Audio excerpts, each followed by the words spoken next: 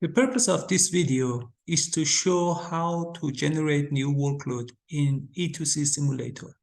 Once you run the simulator, you can click on the workflow component, and this pane appears. At the bottom, we have this generate new workload that if we click, it navigates us to the workload generator part of the simulator. On the left side, we can see different features that we need to define for creating a new workload. That includes the task types that we have in the simulation, the machine types that we have in our system, in our distributed system, and then the scenario in which we want the workload to be generated, and then the workload itself. At the end, we have EET, which is a matrix explaining the execution time, the expected execution time of each task type on each machine type. I will explain each part in details in this video. So this first pane, as you can see, is for defining new task types. So what task types do you want your simulator include? Let's say I want to have image detection. So I'll define, let's say, image detect. And then, so what is the data input? So of course, in this case, the data input type is image. You can create new data types, but we have some default data types here. And then what is the average data size for your workload, for your task type? So in this case, I would say it is 1000 kilobyte, which is 1 megabyte, and that's the mean value of it. So you can say this task type is best effort or urgent. So let's say we consider it best effort, and how much slack you have to execute the each task of this type. So let's say in this case, I'll put 50. And then I add it, and then you can see that this is a new task type added to the simulation.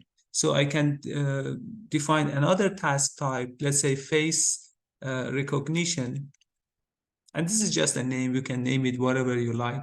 And then let's say this one would be on a video. And then the mean data size, let's say in this case, is 2000 kilobyte, which means 2 megabyte approximately, and best effort. And the slack is, let's say, 100 time unit. So then we add it, and then you can add as many tasks as you want. And then if you decide to delete any of the task types, you can simply choose them from here and then click remove and then remove them. But in this case, we are fine, and we want to go ahead to the next part, which is defining the machines for your simulator. So what machine types you have? So let's say in my case, I want to define an ARM machine. So and then you should include the power consumption of it. If your simulator doesn't care about the power consumption, you can give it some, default values. But if you want to simulate or consider power consumption in your simulation, then you should give it some, realistic values. So let's say the power consumption for ARM would be, 100. And then the idle power, so that's the power when it executes something. When it is idle, let's say it is 20. And then the number of replicas for this machine, I just say one machine, and then I add it. And then the other machine type that I have, let's say it's a CPU-based machine, and then the power, let's say, is 150, and then the idle power, let's say, is 50, and then number of replicas is, let's say, 2.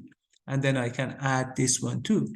Similar to the previous part, you can choose if there is any mistake in your adding machine types, you can choose them from here and delete them, remove them basically. So now you have defined your task and you have defined your machines. Now you can save the config for your simulator. So I'll call this one test and hit save.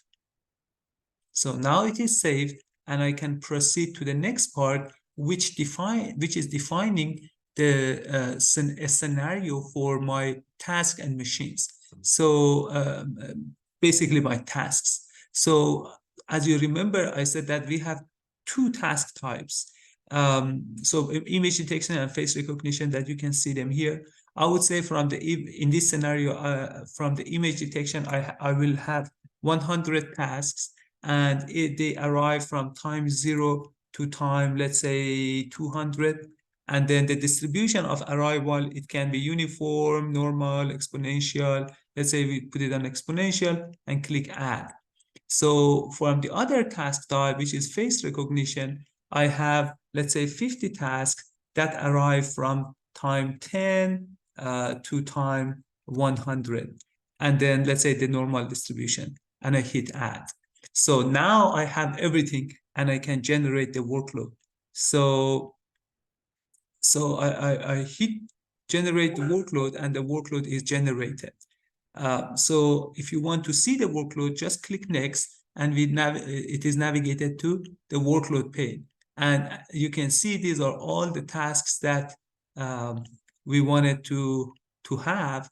And these are, it includes the arrival time, the deadline, and the data size for the tasks. So you can save this file, and I'll save it as a test and hit save. And then the last part for this to basically define the simulation is basically determining the matrix, EET matrix, expected execution time matrix, matrix that explains what is the execution time for each task types. So let's say, so you can do some profiling, or so you can put some imaginary values. This is just simulation. So it's really up to you which values to put. So on ARM, I would say image detection will take 100 time unit. You can imagine this millisecond or second, depending on your system. And on CPU, let's say it will take 50 seconds. For face recognition, on an ARM system, I would say it would take 140. And then on CPU, it would take, let's say, 100. And so that is it. And then I can save it as a CSV file. So I also save it as a CSV file and hit save. So now everything is done, and I hit done, and I'm back to the simulator.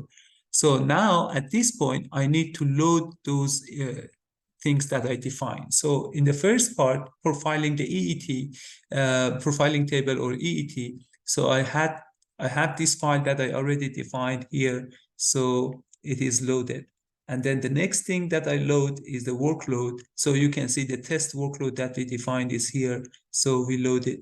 And then the config is also here, test.json.